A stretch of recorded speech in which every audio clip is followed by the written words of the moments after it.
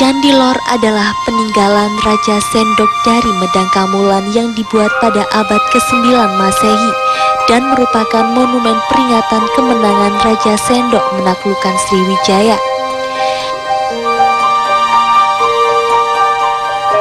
Candi ini runtuh secara total dan sulit direkonstruksi kembali, dan hanya tinggal puing-puing bata merah dan dalam bentuk struktur candika sulit untuk diprediksi di mana sebenarnya letak pintu utama Dwarapala.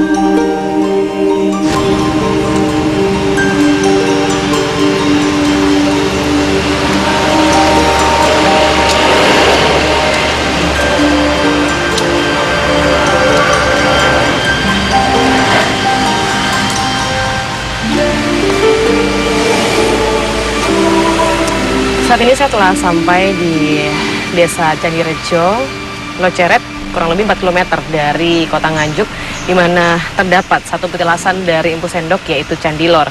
Dan candi yang bentuknya sudah berupa reruntuhan ini tentunya menyimpan satu kesejarahan mengenai Empu Sendok dan wilayahnya yang ada di Nganjuk. Dan kebetulan sekali sudah ada Pak Toto di candi ini. Saya akan mencoba bertemu dengan beliau untuk menanyakan tentang candi ini, dan ada juga juru kunci yang nantinya saya bisa bertanya lebih detail mengenai kesejarahan dari Candi Lor yang ada di Nganjuk ini.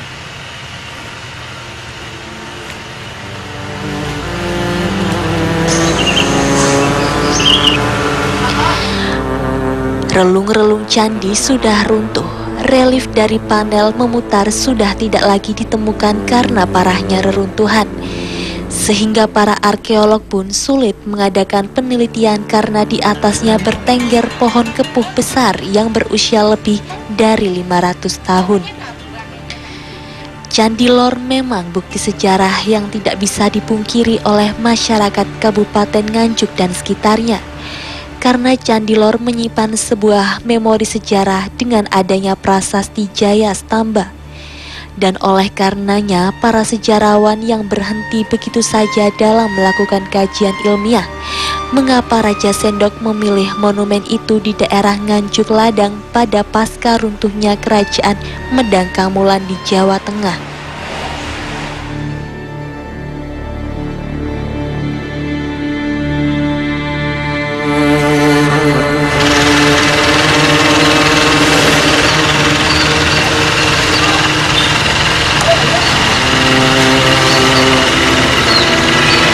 Rahayu, Pak Toto. Oh, Sam, halo. Rahayu. Wah, Rahayu.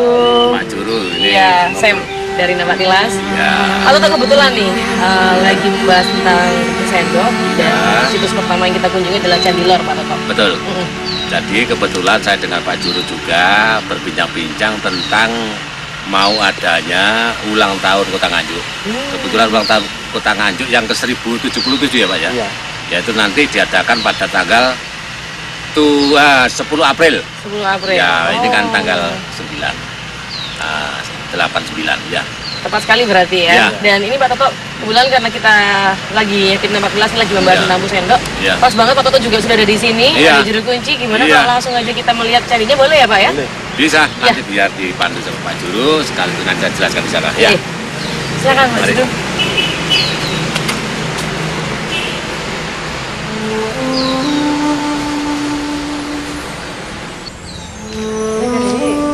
Walaupun kayak gini tapi lokasinya dirawat ya Pak ya. Terlihat ada banyak pohon-pohon. Ini udah lama sekali Pak ya. Iya ya Pak. 859 saka.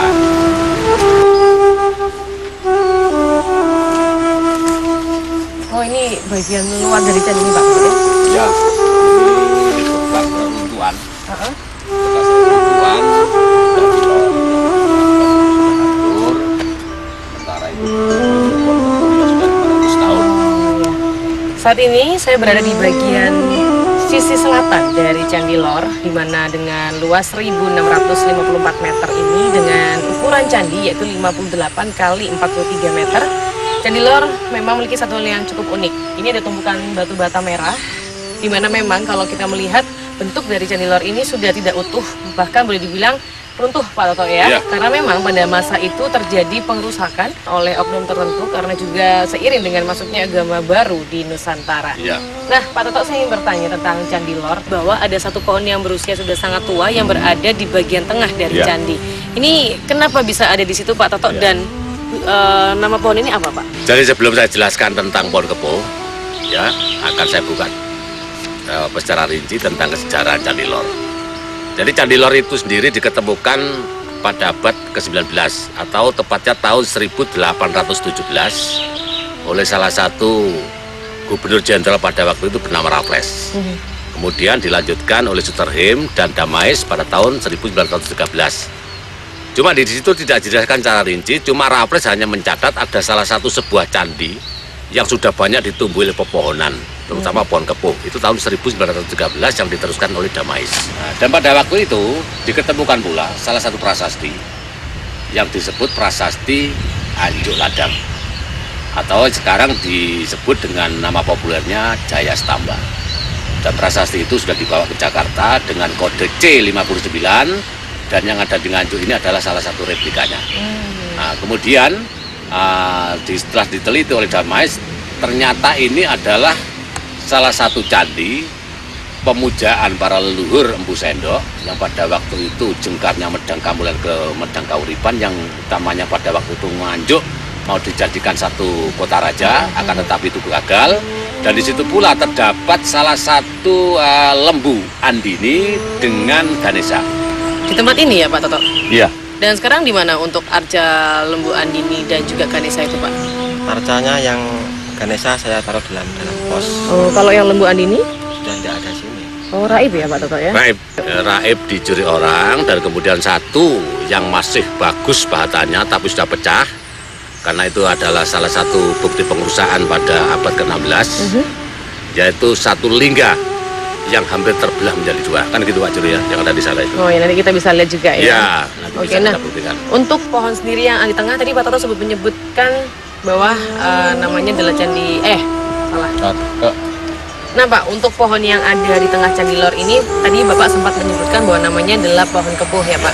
Ini mungkin ada filosofinya kenapa ada di tengah, dan tentunya usia yang sudah sangat lama sekali Ya. ini Pak Toto. Yuk. Jadi sesuai dengan nama kepuh. Kenapa Candi Lor ini ditumbuhi satu pohon kepuh yang ada di tengah-tengah candi yang sudah berusia 500 tahun? Karena ini ada keterkaitan bahwa runtuhnya Mojopahit dengan berdirinya Demak Bintoro itu selisihnya 200 tahun, sehingga perawatan untuk situs-situs agama Hindu semacam pura dan sebagainya itu sudah tidak terawat. Secara kodrat alam, di mana-mana punden di seluruh tanah Jawa ini, ya bisa dibuktikan di mana-mana ya, itu mesti kecukulan ada ditumbuhi pohon kepuh. Yang tentunya ini adalah menyangkut dari salah satu filosofi Jawa.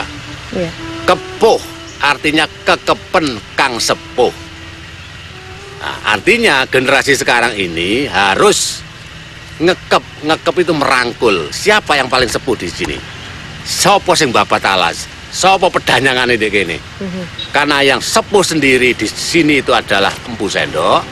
Otomatis kita harus teringat dengan keterkaitan ulang tahun Nganjuk tanggal 10 April itu. Kekepen sing sepuh, rangkul sing sepuh itu sapa? Ternyata itu adalah Sri Maharaja Rakaihino Dharma Tunggadewa Empu Sendok. Disitulah filosofi daripada kepuh. Dan yang hebatnya lagi sampai Satu. dan hebatnya lagi pohon itu sampai sekarang masih bisa berdiri kokoh ya Pak Toto ya? Ya, berdiri kokoh dan kuat, tidak rontok sekalipun. Oke, sangat luar Ya. biasa. Nah, sementara untuk juru kunci saya pengen bertanya nih Pak, apakah situs Candi Lor ini sampai sekarang oleh warga yang ada di sekitar candi ini mereka mensakralkan candi ini Pak? Ya, waktu bulan Ruwah itu diadakan ngagran atau bersih desa. Itu dilaksanakan pada tanggal 12 sampai 13 bulan roa. Pada hari-hari tertentu juga pernah diadakan. Ya kajatnya itu cuma nadar atau kaul. Kalau ada orang sakit sembuh, kalau ada orang mau punya hajat selalu selamatan di sini. Iya, sangat menarik sekali petilasan Candi Lor yang berada di Nganjuk ini yang terkait dengan Empu Sendok. Dan dari sini pula kami akan terus melanjutkan perjalanan. Nanti Pak Toto ikut ya Pak ya? Oh ya. Kami akan melanjutkan lagi menuju situs selanjutnya. Tentunya masih dalam rangkaian Empu Sendok. Iya.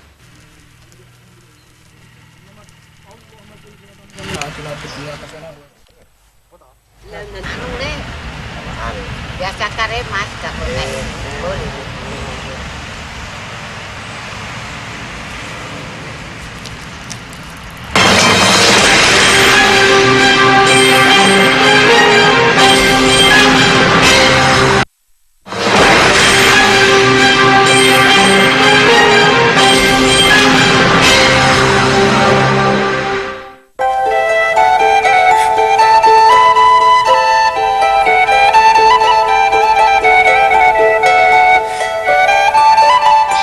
Candi Ngetos pada mulanya dibuat sejaman dengan Candi Lor di abad ke-9 pada era Empu Sendok yang diperuntukkan sebagai pusat pemujaan kahyangan jagat Betara Guru di puncak Gunung Wilis, di mana arah percandian itu simetris membentuk garis lini vertikal tepat pada Inger Argo Wilis.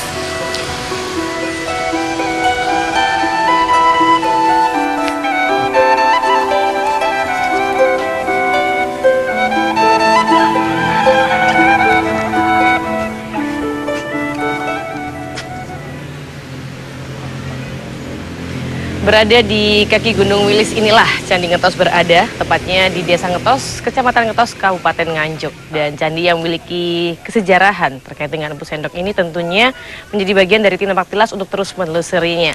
Dan di atas sudah ada Pak Toto, saya akan mencoba untuk lebih detail lagi menggali mengenai kesejarahan dari Candi Ngetos.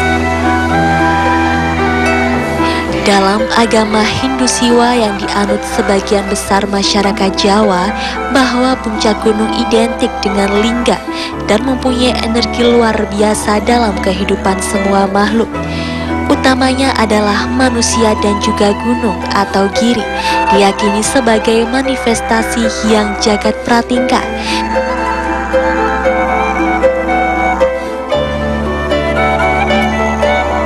Dan tempat para leluhur-leluhur yang sudah purna dalam tugas-tugas suci di dunia dan menginjak dimensi alam Batoro. Untuk dan oleh karena itu, Candi Ngetos merupakan sarana pemujaan intraksioner manusia Jawa yang berorientasi pada Sang Hyang Guru sebagai dewa yang mengajarkan ilmu kepandaian kepada manusia.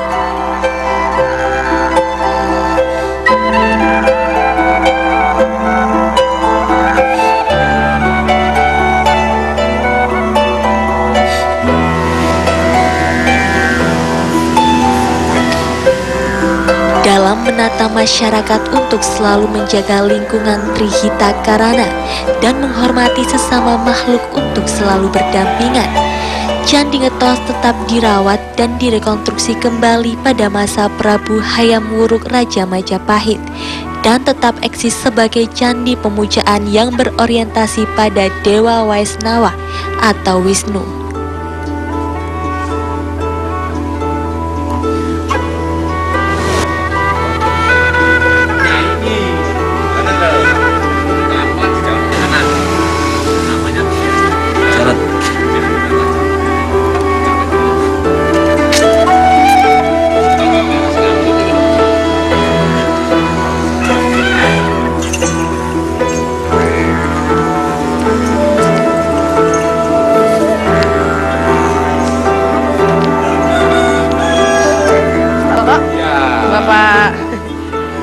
Aris, Sam. Dinas Pariwisata. Oke. Ya, apa kabar Sam? Baik Pak Toto, sudah di sini duluan ternyata Pak Toto ya.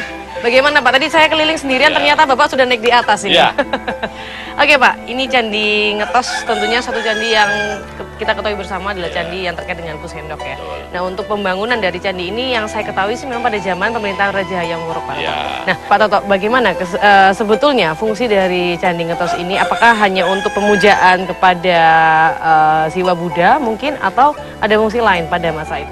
Jadi Candi Lor itu terkait erat dengan Candi Ngetos. Karena pada saat pembangunannya itu adalah sama, yaitu abad ke-9 atau 859 tahun Saka atau 937 tahun Masehi. Kalau Candi Ngetos perbedaannya itu adalah candi monumen dan diketemukan juga salah satu prasasti yang disebut Jaya Stamba. Kalau Candi Ngetos ini adalah candi pemujaan murni langsung kepada Sang Hyang Jagat Girinata yang ada di Gunung Wilis. Oh, jadi memang fungsinya pada waktu itu hanya untuk pemujaan ya Pak Toto ya? Iya, betul. Sedikit Pak, mau nambah dari Pak? Ya, silakan Pak. Ya. Yang jelas candi ini itu memang masyarakat menandakan Candi Ngetos. Dari awal itu memang zaman Empu Sendok. Ini dulu untuk sembahyang, seperti itu agama ketika itu zaman Empu Sendok itu Hindu dan Buddha. Sampai zaman kerajaan Majapahit pun di sini juga mesti dipakai. Dan ketika Raja Hayam Wuruk di Majapahit ini juga ditambah pembangunannya untuk menambah lebih besar lagi, lebih kokoh sampai keturunan sampai Brawijaya terakhir. Jadi dikenal di sini untuk kegiatan-kegiatan keagamaan. Dan memang di wilayah Nganjuk ini banyak sekali petilasan-petilasan terkait dengan sejarah dari Empu Sendok dan kita akan melanjutkan dari Candi Ngetos, kita akan beralih ke situs selanjutnya yang tentunya masih memiliki benang merah dengan sejarah Empu Sendok. Ya, Pak, terima kasih banyak ya.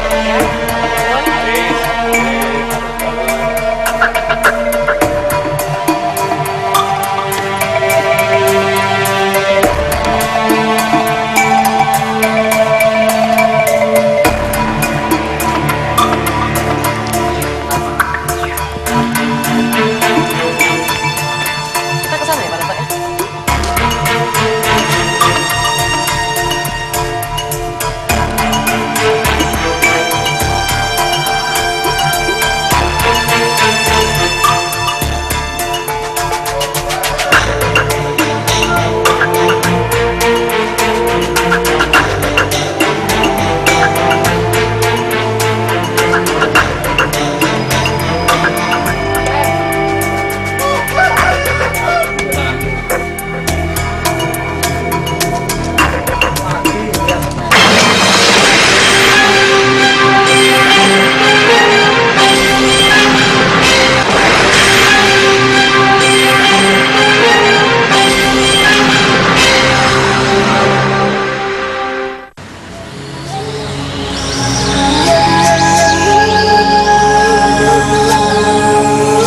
Komplek bekas asrama pemajangan ilmu pada Brahmana di zaman Empu Sendok sekarang beralih menjadi punden.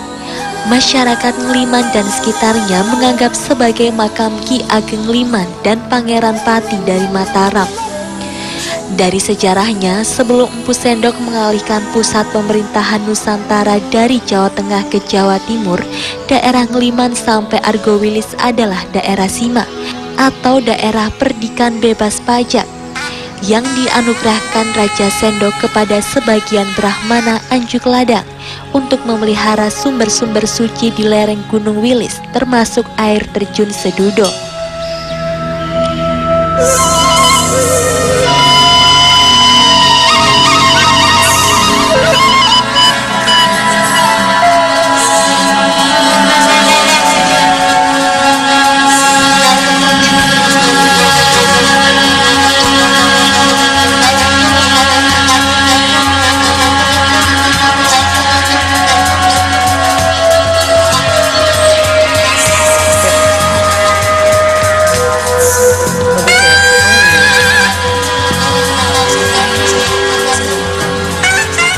Jadi sebenarnya dibangun di lokasi Candi Lor ya Pak Toto ya? Betul. Kurang lebih 1,5 meter. Jaya Stamba itu artinya tubuh gunungan. Jadi saat ini saya dan Pak Toto telah sampai di Museum Anjuk Ladang, tepatnya berada di pusat kota dari Nganjuk. Dan di sini terdapat satu prasasti yang bernama Prasasti Jaya Stamba, Ya. di mana prasasti ini merupakan satu prasasti yang berarti juga sebagai tugu kemenangan. Dan memang prasasti ini bukanlah prasasti yang aslinya, karena untuk yang asli sudah diamankan di Jakarta, tapi ini adalah replika dari prasasti Jaya Stamba yang bentuknya tidak mengurangi keaslian dari prasasti tersebut. Ya. Nah, Pak Toto, ini sangat menarik, mungkin kita bisa berkeliling sebentar untuk melihat lebih detail Ya. untuk prasasti ini, Pak Toto ya. Ini sepertinya ada makna sendiri, Pak, karena saya lihat ya di badan candi ini, kok candi maksud saya badan prasasti, iya, itu ada tulisan di sekitar badannya ya. dan Jadi baru saja nih kita berkeliling melihat prasasti Jaya Stamba ini. Di bagian badan dari prasasti ini ada ukiran ya. Ya. Kalau mungkin sekilas saya melihat seperti ukiran aksara Jawa mungkin. Atau tuh apa Pak Toto? Jadi isi prasasti itu kalau dibaca secara keseluruhan itu adalah Raja Empu Sendok yang bergelar dengan Rakai Hino Empu Sendok Dharma Tunggadewa. Itu memerintahkan kepada Empu Kanuruhan Buddha, kemudian Empu Sasara, dan kemudian Empu Balaswara. Tiga empu ini tadi diperintahkan Empu Sendok untuk memberikan satu tanah perdikan. Ya, tanah perdikan itu pada waktu itu di daerah lereng Gunung Wilis yang terkenal dengan daerah Anjuk Ladang. Empu Sendok memberikan tiga empu itu tadi atas kontribusi yang besar terhadap Empu Sendok waktu rakyat Anjuk Ladang bisa mengalahkan kerajaan Melayu pada abad ke-9. Jadi prasasti itu dinamakan Jaya Stamba, artinya Tugu Kemenangan, yang ditulis pada tahun 859 tahun Saka atau tahun 937 tahun Masehi. Tanggalnya 10 April. Jadi berkaitan dengan itu hari ulang tahun Nganjuk tepat pada tanggal 10 April tahun 937. Kalau tahun 2014 berarti tahunnya itu berarti ulang tahun Nganjuk itu 1077. Perputaran zaman seiring berkembangnya peradaban manusia Argowilis dan Lembah Ngareng Liman. Di abad masuknya agama Islam di tahun 1600, para Brahmana-Brahmana sudah tidak tinggal lagi di lereng Gunung Wilis. Dan untuk sementara, Sima Anugerah Empu Sendok kepada masyarakat Anjuk Ladang dikuasai oleh Kerajaan Mataram di bawah Sultan Agung Hanyokrokusumo.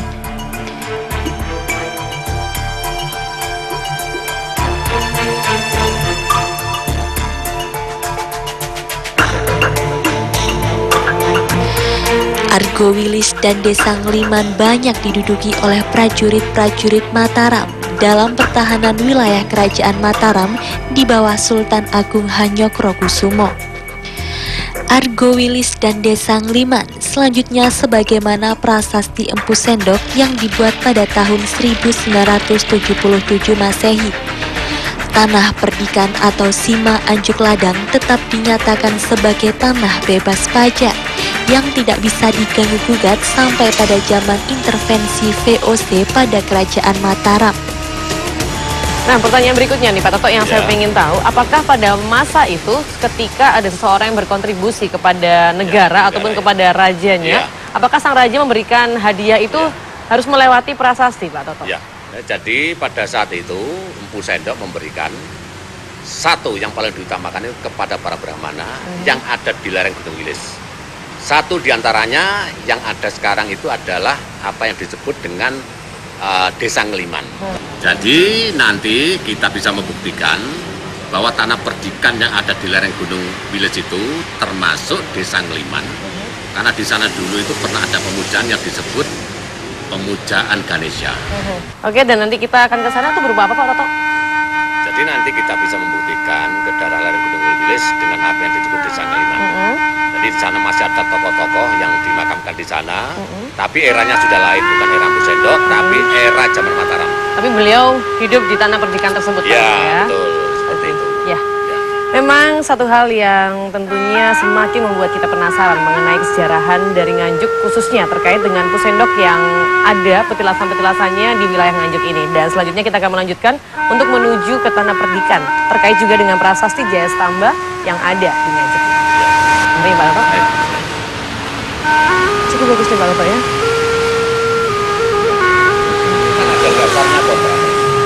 Oh iya, itu nggak disebutin bisa. Ini dia narasi ya. Sama ini itu bukan rapat. Semua prasasti, semua tempat dasar untuk apa namanya kita bisa melihat.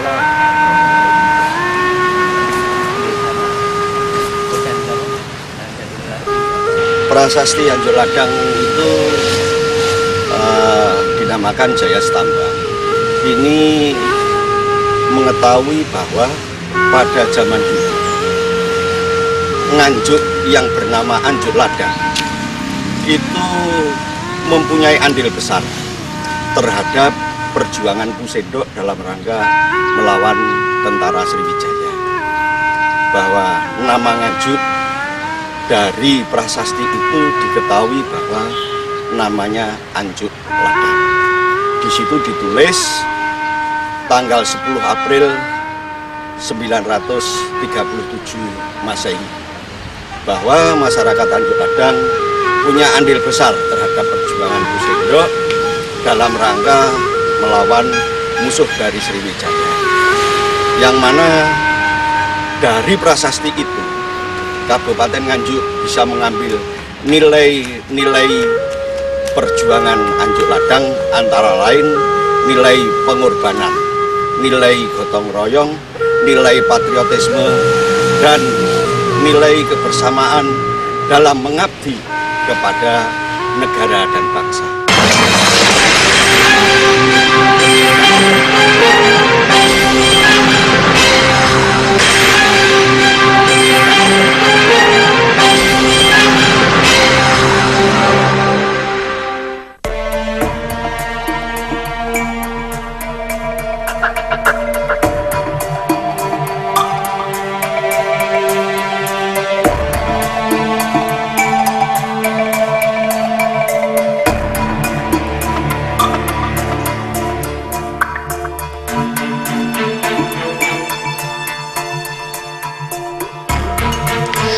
Prasasti Nganjuk Ladang atau Jaya Stamba di Kabupaten Nganjuk adalah sebuah memorial sejarah dan sekaligus sebagai peringatan berdirinya Kabupaten Nganjuk tanggal 10 April setiap tahunnya. Dan Kerajaan Sriwijaya yang ada Swarnadipa atau Sumatera. Isi dari prasasti yang masih memakai huruf Pallawa itu menegaskan bahwa Rakyat Sri Maharaja Empu Sendok dengan mengutus Rakyat Hulu Hara untuk membangun monumen tugu peringatan di Nganjuk Ladang sebagai rasa terima kasih Sang Raja Sendok kepada masyarakat Nganjuk dengan prasasti yang ditopang oleh bunga teratai memutar sebagai penyangga Jaya Stamba atau Tugu Kemenangan.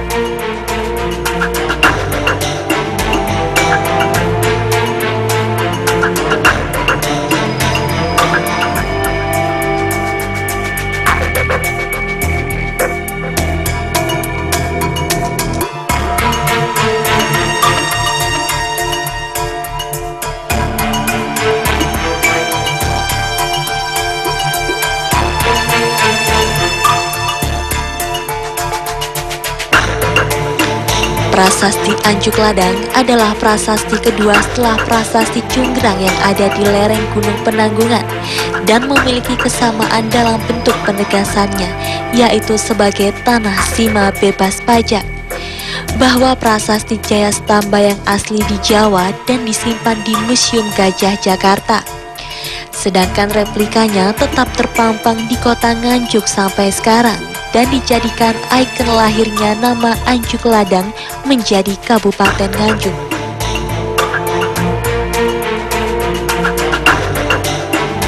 Nah ini ada Kapuro, masuk kurang lebih ya sekitar 99 meter atau 100 meter. Oh gitu ya.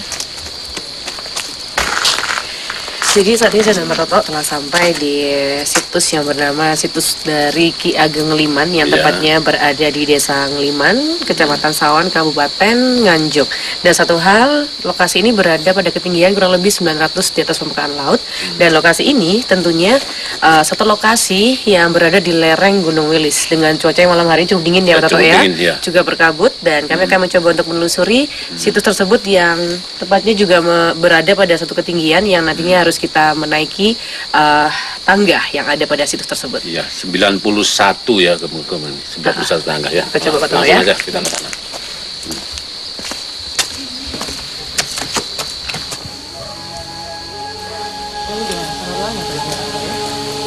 Oh iya, ini kan salah satu makam ya, bekas prajurit Mataram. Ya. Iya, saat ini saya sedang memasuki area dari situs Ki Ageng Ngeliman, di mana letaknya ini memang cukup tinggi dan kita harus melewati beberapa anak tangga. Dan satu hal yang cukup unik dengan lokasi yang seluas 2 hektar ini dan juga banyak tumbuh oleh pohon Kamboja.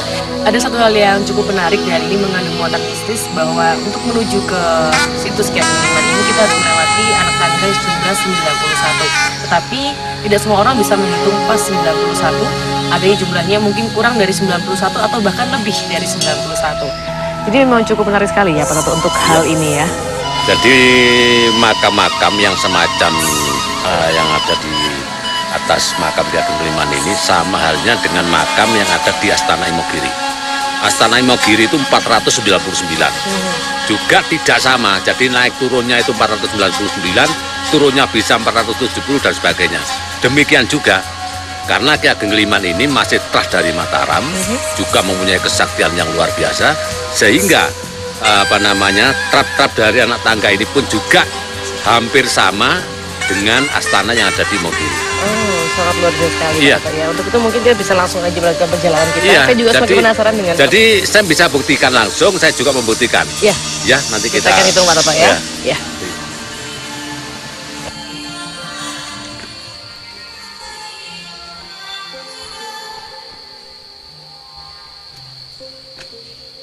Ini 27 nih Pak. Saya itu ya. Gitu, 27. 29, 30, 31, 32, 33.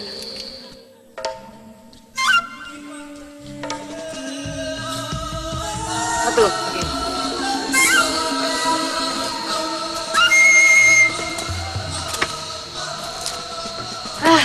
Pak Toto berapa?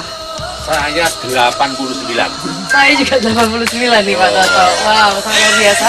Jadi saya dan Pak Toto berhasil menghitung jumlah tangga untuk menuju ke makam Ki Ageng Ngeliman. Memang jumlahnya tidak sesuai dengan normal dari jumlah tangga yaitu 91. Kebetulan hitungan kita sama, Pak Toto 89. Ini adalah satu hal yang sangat unik yang ada di makam atau di situs Ki Ageng Ngeliman. Dan ini juga dengan bentuk yang banyak anak tangga ini merupakan satu bentuk makam yang boleh disebut sebagai sitinggil Pak Toto ya. Betul. Yang ini merupakan satu makam yang juga khas dari Mataram pada Ya, masa itu. betul. Dan kondisi makam yang seperti ini adalah disebut juga sebagai sitinggil ya betul Pak Toto Iya, ya. betul. Dan ini adalah khas dari Mataram pada Ya. masa itu.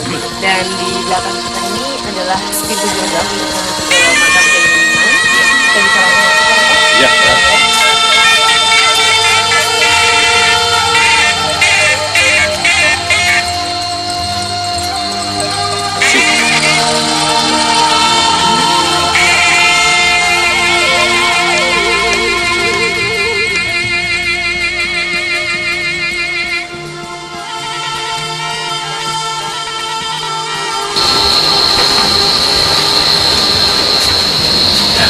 Ya, jadi disinilah bagian inti dari makam Ki Ageng Ngeliman atau situs Ki Ageng Ngeliman, di mana terdapat satu ruangan lagi di dalam untuk kita menuju ke makam tersebut. Tetapi memang terlihat di sini ada aturan bahwa wanita dilarang masuk ke dalam makam Ya. itu, hanya boleh di bagian tengah ini saja Ya, Pak Toto ya. ya. Oke, kita mungkin bisa lihat ke dalam Pak. Itu Bisa. sepertinya ada. Itu Bapak Juru Kunci. Oh ya. Ya. Ya, jadi saat ini saya dan Pak Toto telah sampai di bagian tengah dari makam Ki Ageng Liman, dan memang perempuan hanya boleh sampai di sini saja. Tapi untuk kaum pria boleh masuk ke dalam untuk melihat lebih dekat bagaimana makam dari Ki Ageng Liman tersebut. Dan tentunya tempat ini pula kita akan mengupas bagaimana kesejarahan dari Ki Ageng Liman itu. Iya Pak Toto, soal ketokohan dari Ki Ageng Liman itu bagaimana Bapak?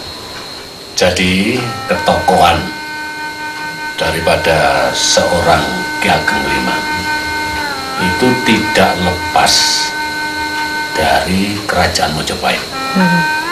Dan kerajaan Mojopahit itu sendiri tidak lepas dari trah kerajaan yang lama, yaitu kerajaan Empu Sendok. Karena apa? Karena pada zaman Empu Sendok mau mendirikan sebuah kerajaan, yaitu perpindahan dari Medang Kawulan ke Medang Kauripan, itu yang ditunjuk langsung pada saat itu adalah Anjuk Ladang, ya, yang sekarang menjadi kota atau Kabupaten Nganjuk. Dan selanjutnya, ya saya tambahkan lagi, selanjutnya setelah itu ada yang namanya sebuah prasasti yang disebut dengan Jaya Sembada. Jadi seperti itu ya Pak Toto ya? Iya. Oke. Nah, untuk Mbah Kosim Liman Hadi sendiri, Iya. biasanya pada hari-hari apa Mbah orang-orang berkunjung ke sini? Dan orang-orang dari mana aja Mbah? Pada umumnya kebanyakan itu pada hari malam Jumat Legi. Dan tamu-tamu itu kebanyakan dari luar Jawa, bisa dari kerajaan Jogja, Solo, itu juga berkunjung ke sini. Toh dari contohnya dari Kalimantan, dari Sumatera, itu banyak yang ke sini. Jadi tamu-tamu kebanyakan itu yang paling ramai itu pada bulan Suro. Kalau bulan Suro itu 1 bulan penuh itu siang malam itu banyak tamu-tamu yang berkunjung ziarah ke makam Ki Ageng Liman itu. Dan dari situs-situs yang ada di Kabupaten Nganjuk ini kita bisa menarik benang merah bahwa memang petilasan Empu Sendok ini pernah ada juga di wilayah Nganjuk. Demikian untuk petilasan kali ini, saya pamit dan Pak Toto juga pamit. Jangan lupa untuk Anda saksikan episode 6 Petilas selanjutnya.